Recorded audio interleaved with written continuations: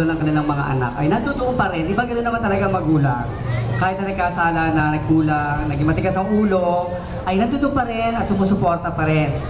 Papatawad dahil mahal tayo ng ating mga magulang. Palakpakan yung mga magulang ninyo. Hindi mo malakpak, mamalasin buong taon.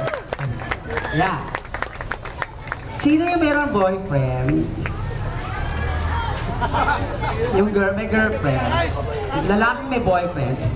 O babaeng may girlfriend. O lalaking may girlfriend. O ibig sabihin nun, sa isang salita, sino yung na-in-love na? At sino naman yung na-in-love pero nagkahiwalay naman sila ng mahal? Niloko. Okay, dami. Yung susunod namin magtanghal ay may kinalaman ito sa buhay ng isang tao na nagmahal pero iniwan at sa hindi malaman na dahilan. Okay? Para sa lahat ng mga kabataan, hindi lang bata, minsan kahit matatanda na, di ba, nag-i-love pa rin.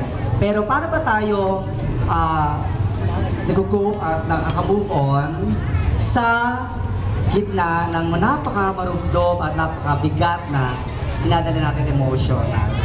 Iniwan tayo at ano bang ginagawa natin doon? Para po sa susunod namin pagtatanghal, mga kaibigan, muli.